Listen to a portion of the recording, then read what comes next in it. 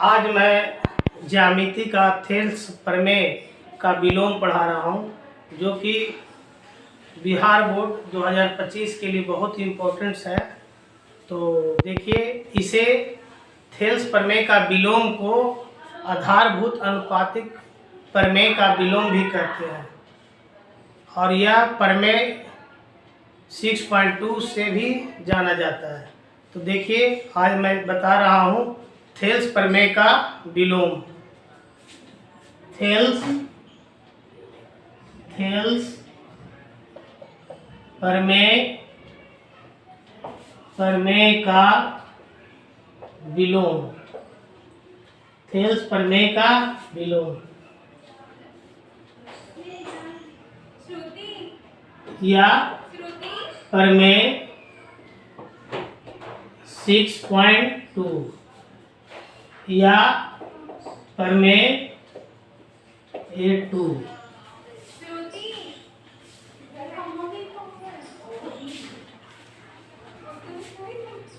Thales प्रमेय का विलोम या प्रमेय 6.2 या प्रमेय 2 कहता है कि यदि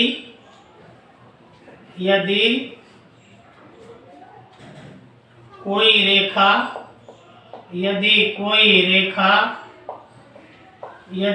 रेखा किसी त्रिभुज को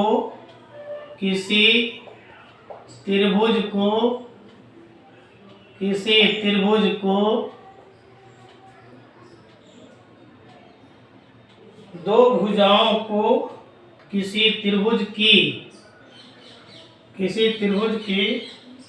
दो भुजाओं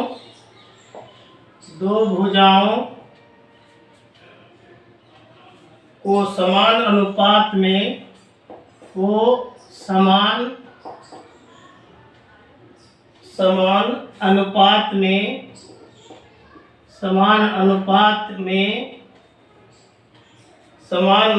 में विभाजित करती है।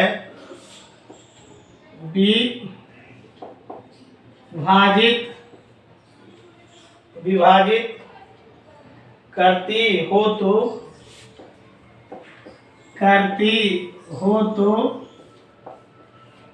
हो तो वह रेखा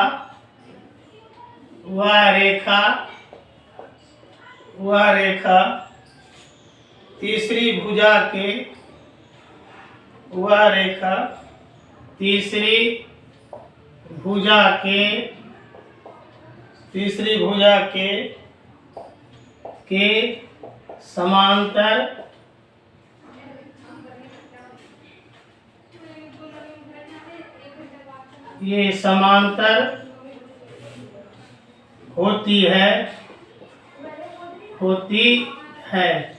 समांतर होती है।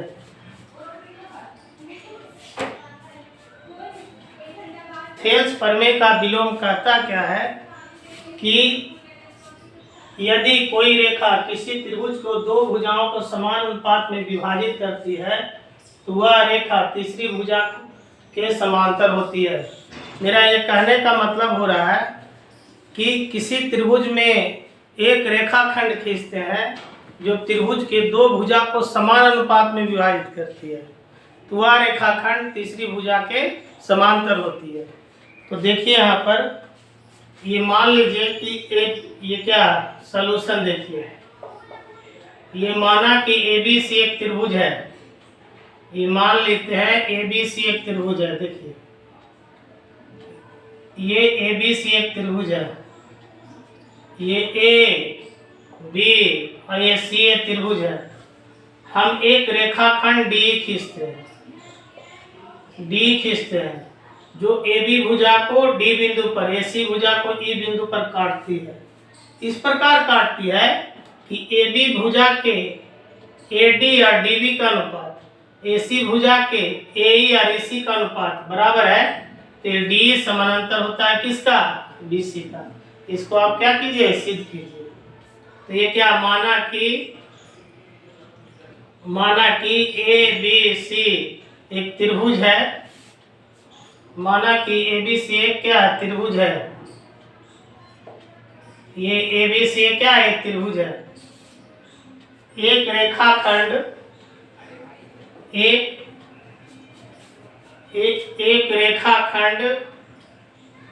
रेखाखंड डी खींचते हैं। एक रेखाखंड डी खींचते हैं जो भुजा AB को बिंदु D पर, भुजा AB और जो भुजा AB को बिंदु D पर तथा भुजा AC को बिंदु E पर, भुजा AC को क्या बिंदु D पर काटती है। बिंदु D पर ये क्या काटती, बिंदु D पर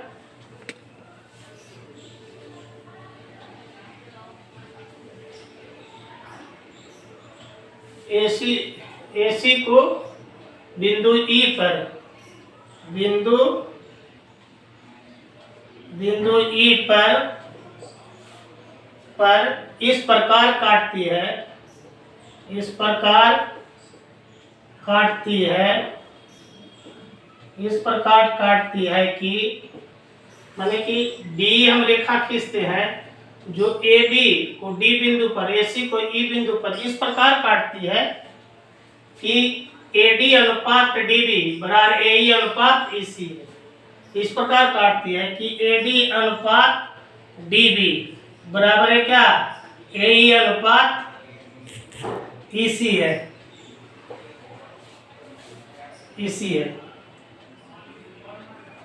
तो ये सिद्ध करना है।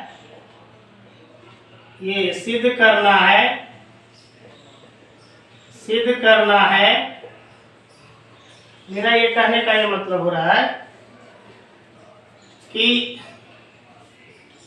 अगर D हम एक रेखाखंड खींचते हैं जो AB को D बिंदु पर, AC को E बिंदु पर इस प्रकार काटती है कि AD अनुपात DB बराबर AE अनुपात EC है, तब ये D समानांतर होगा किसका? BC का। तब ये क्या D जो है समांतर होगा किसका? BC का। ये हमको ये क्या करना है? सिद्ध करना है। अब यहाँ पर एक चीज देखिएगा,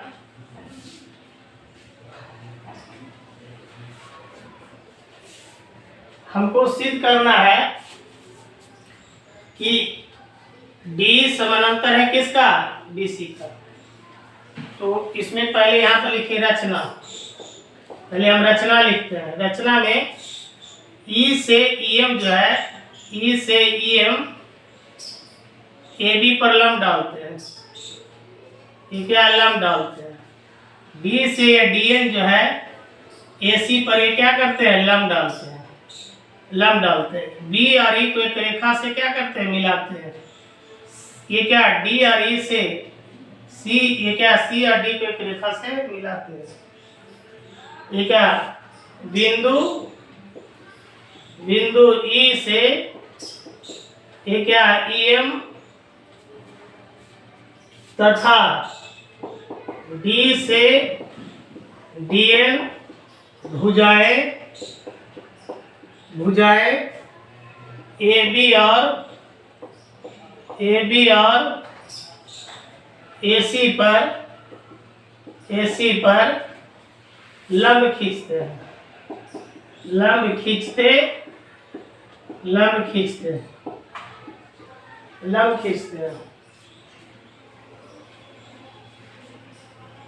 बिंदु B और E को एक रेखाखंड से मिलाते हैं, बिंदु C और D को एक रेखाखंड से मिलाते हैं। इसको यहाँ पर लिखते हैं बिंदु A B और E तथा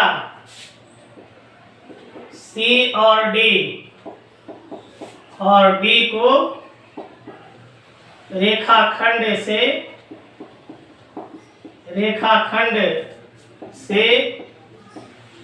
मिलाते हैं, रेखाखंड से मिलाते हैं।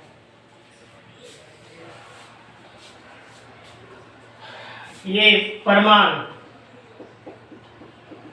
देखिए, पहले हमको ये दिया हुआ है क्या, AD अनुपात DB बराबर AE अनुपात EC, AD अनुपात DB बराबर AE अनुपात EC, ये दिया हुआ है। पहले ये लिख दीजिए कि चूंकि AD अनुपात है क्या DB बराबर, ये दिया हुआ है AD अनुपात DB बराबर AE अनुपात EC, AE अनुपात है क्या EC, ये दिया हुआ है। अब यहाँ पर ये त्रिभुज ADE का क्षेत्रफल निकालते हैं। देखिए एक चीज देखिएगा आप लोग, त्रिभुज में 3 भुजा होती है और 3 ऊंचाई होती है। जो लंब होता है वो ऊंचाई होती है, और जिस भुजा पर लंब होता है वो आधार होता है। तो देखिए त्रिभुज ADE का क्षेत्रफल निकालते हैं, त्रिभुज ADE इसका क्षेत्रफल निकालते हैं। त्रिभुज ADE पहले देखिए आप,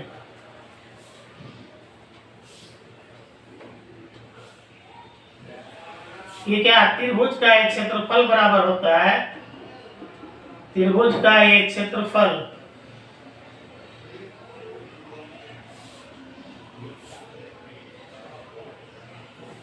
त्रिभुज का एक क्षेत्रफल बराबर होता है 1/2 आधार गुने क्या, ये ऊंचाई, ये होता है। तो पहले हम त्रिभुज ADE का क्षेत्रफल निकालते हैं। त्रिभुज ADE का ये क्या है क्षेत्रफल, ये क्या है क्षेत्रफल 1/2 आधार गुने ऊंचाई। देखिए EM जो है, ये EM जो है लंब है, तो EM ऊंचाई होगा, किस पर लंब है, AD पर, तो AD आधार हो गया। तो आधार त्रिभुज ADE का आधार क्या हो गया, AD, आधार हो गया AD, और ऊंचाई हो गया क्या, EM, ऊंचाई हो गया ये क्या, EM। अब त्रिभुज EDB का क्षेत्रफल निकालते हैं इसका, ये त्रिभुज EDB का क्षेत्रफल, त्रिभुज EDB का क्या है क्षेत्रफल, त्रिभुज EDB का एक क्षेत्रफल होता है 1/2 आधार गुने क्या, ऊंचाई। देखिए इसका आधार कौन है, DB, ये क्या है, DB है, तो ऊंचाई क्या होगा। तो एक चीज ध्यान से देखिए, एक रूल्स है कि एक भुजा पर अगर 2 त्रिभुज बनता है, दोनों त्रिभुज का शीर्ष 1 है, तो दोनों त्रिभुज की ऊंचाई क्या होती है, 1 होती है। देखिए AB भुजा पर, यहाँ से देखिए AB भुजा पर एक त्रिभुज बनता है ADE, इसका शीर्ष क्या है, E है, और AB भुजा पर एक त्रिभुज बनता है EDB, ये EDB, इसका भी शीर्ष 1 है। तो इसका ऊंचाई, अगर इसका ऊंचाई 1 होगा, अगर इसकी ऊंचाई EM है तो इसकी भी ऊंचाई कौन होगा, EM होगा। तो इसकी ऊंचाई कौन होगा, EM, यहाँ पर EM लिख दिए। हम क्या करेंगे, त्रिभुज ADE का क्षेत्रफल में से त्रिभुज EDB का क्षेत्रफल को भागा देंगे। त्रिभुज ADE का ये क्या है, क्षेत्रफल में त्रिभुज EDB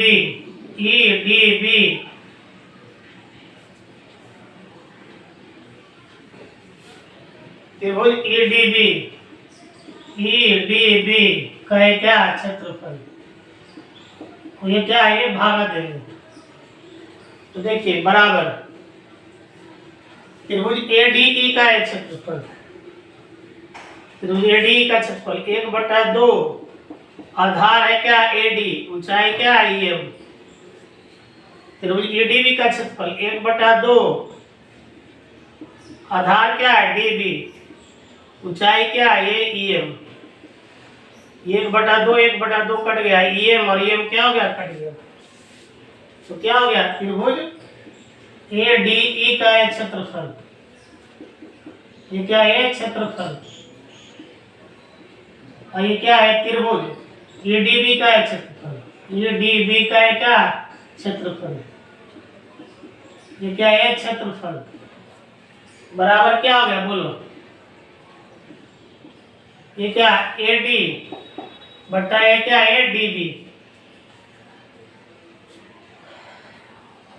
ये हो गया। तो इसको आप लोग पहले उतार लीजिए इसको। अब पुनः देखिए यहाँ पर, पुनः ये क्या है? ये देखिए, ये यहाँ पर जो चित्र बना हुआ है था, इसको मिटा कर हम यहाँ पर बना दे रहे हैं। देखिए,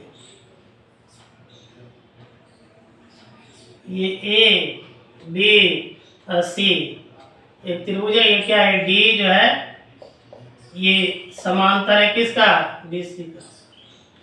अब देखिए, ई से ईएम जो है, ई से ईएम, ये क्या? ई से क्या? ईएम जो है, ये क्या? ए बी पर ये लंब डाल देते हैं।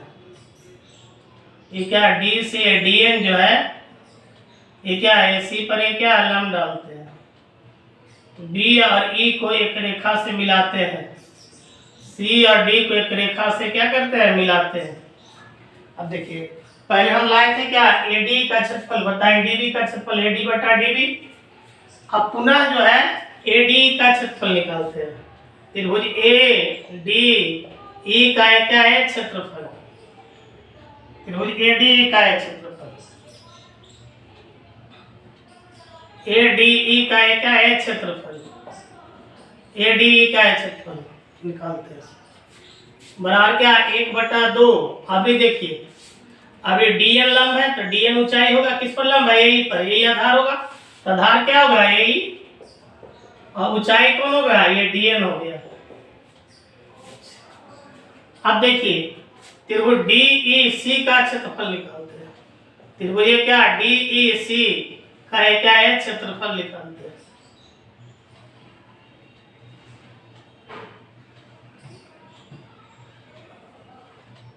त्रिभुज डीईसी का क्या है? क्षेत्रफल निकालते हैं।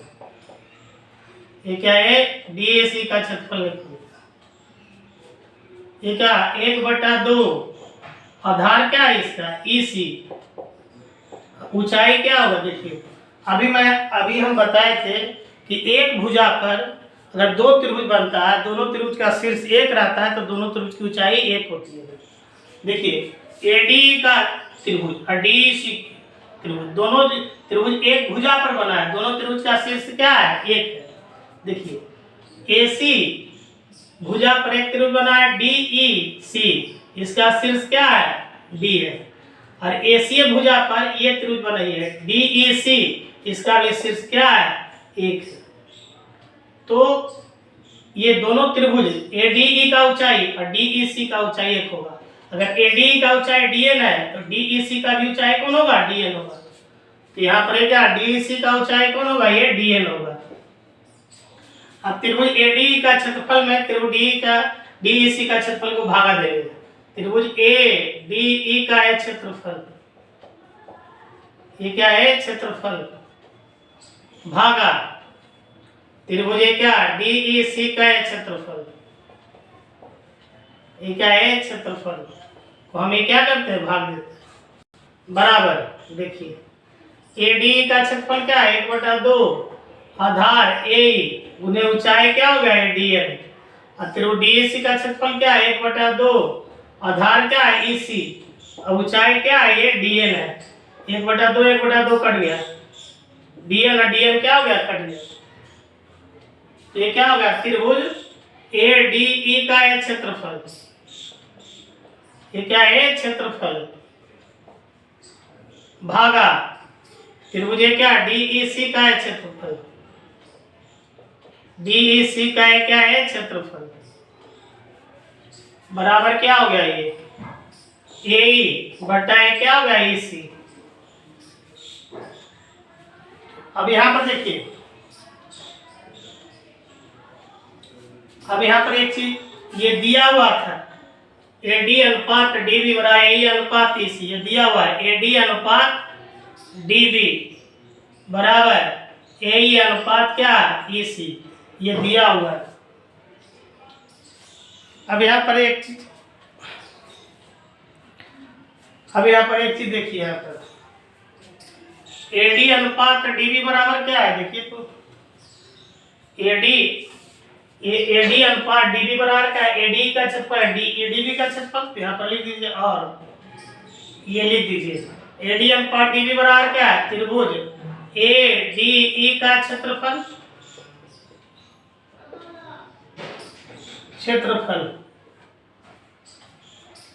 भागा एडीबी का क्षेत्रफल, त्रिभुज क्या ए डी बी का क्या है क्षेत्रफल।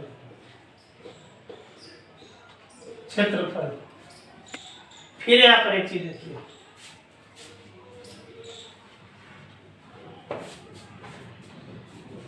ए अनुपात इसी बराबर क्या दिया हुआ है, ए अनुपात इसी बराबर क्या दिया हुआ है, देखिए ए अनुपात इसी बराबर है एडी का क्षेत्रफल, त्रिभुज क्या ए डी ई का क्षेत्रफल, ये क्या है क्षेत्रफल, भागा त्रिभुज डी सी का क्षेत्रफल, त्रिभुज क्या डी ई सी का ये क्या है क्षेत्रफल। अब देखिए एडी का क्षेत्रफल ये दोनों क्या हो गया, कट गया, तो हमको क्या मिल गया, ये देखिए त्रिभुज एडीबी का क्षेत्रफल, त्रिभुज एडीबी का क्षेत्रफल बराबर त्रिभुज डीईसी का क्षेत्रफल, त्रिभुज डीईसी का क्या है क्षेत्रफल। देखिए हमको मिल गया एडीबी का क्षेत्रफल, देखिए क्या ये ईडीबी का क्षेत्रफल बराबर है डीईसी का क्षेत्रफल, डीईसी का क्षेत्रफल।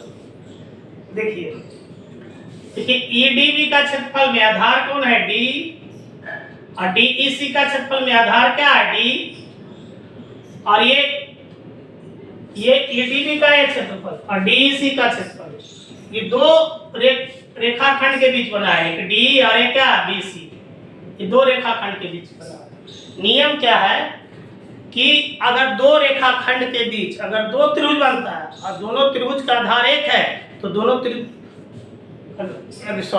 ये नियम क्या है कि दो रेखाखंड के बीच अगर दो त्रिभुज बनता है और दोनों त्रिभुज का आधार एक है और दोनों त्रिभुज का क्षेत्रफल बराबर है तो वह दोनों रेखाखंड समांतर होती है। देखिए ये क्या चीज एडीबी और डीईसी, ये दोनों जो है दो रेखाखंड, ये डी और बीसी के बीच बना है, ये जो है डी और ये क्या, ये दोनों जो है यहाँ पर ये क्या, ये ईडीबी का क्षेत्रफल डीई और ये क्या डीईसी का क्षेत्रफल, ये क्या बीसी, यही दोनों रेखाखंड के बीच बना है। ये ईडीबी त्रिभुज ईडीबी और त्रिभुज डीईसी, ये डी और बीसी के बीच बना है। मेरा कहने का मतलब ईडीबी त्रिभुज और डीईसी त्रिभुज, ये क्या, ये दो डी और बीसी, ये दो रेखाखंड के बीच बना है। ये डी और ये क्या बीसी के बीच बना है ईडीबी, ये त्रिभुज बना है ईडीबी, जिसका आधार कौन है, ये डी, इसका आधार क्या है डी, और ये क्या डी और बीसी के बीच ये त्रिभुज बना है डीईसी, क्या डीईसी बना है ना, इसका डीईसी, इसका भी आधार क्या है डी है, देखिए आधार क्या है डी। तो मेरा कहने का मतलब ईडीबी त्रिभुज और डीईसी त्रिभुज डी और बीसी के बीच बना है, मैंने डी और बीसी के बीच बना है। और ये क्या ईडीबी का आधार क्या है ईडी, ये ईडी, और ये क्या डीईसी का भी आधार क्या है डी, ये ईडीबी का क्षेत्रफल है डीईसी का क्षेत्रफल क्या है बराबर है। मतलब मेरा कहने का मतलब है कि अगर डी और बीसी दो रेखाखंड के बीच दो त्रिभुज बना है, ये क्या ईडीबी ये और डीईसी ये, और दोनों त्रिभुज का क्षेत्रफल बराबर है, तो ये क्या ये डी समानांतर होता है किसका, बीसी का, तो ये डी समानांतर होगा ये क्या ये बीसी का। यही हमको क्या करना था, प्रूफ करना था, ये प्रूफ होगा। इसी को बोलते हैं थेल्स प्रमेय का विलोम कहते हैं। तो मैंने पहला जो है पार्ट 1 में थेल्स प्रमेय के बारे में बताया, फिर थेल्स प्रमेय ये क्या विलोम के बारे में बताया, 2 प्रमेय बताया। इसको हम लोग जो है ये आधारभूत अनुपातिक प्रमेय भी कहते हैं, इसे आधारभूत अनुपातिक प्रमेय का विलोम भी कहते हैं। इसे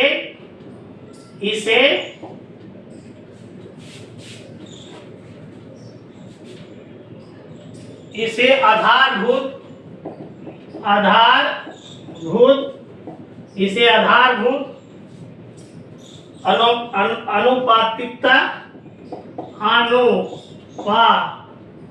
अनुपातिकता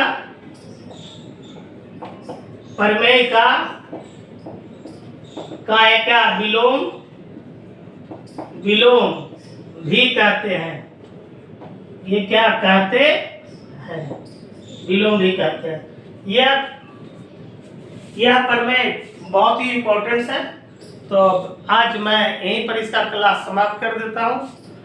अगली बार मैं इस पर जो बिहार बोर्ड 2025 में इस चैप्टर पर माने कि थेल्स प्रमेय का विलोम चैप्टर पर जो बिहार बोर्ड 2025 में जो क्वेश्चन आएगा, ऑब्जेक्टिव क्वेश्चन, शॉर्ट क्वेश्चन और लॉन्ग क्वेश्चन, उसके बारे में मैं क्या करूँगा बताऊँगा। तो यहीं पर आज क्लास में इसका क्या करता हूँ, समाप्त करता हूँ।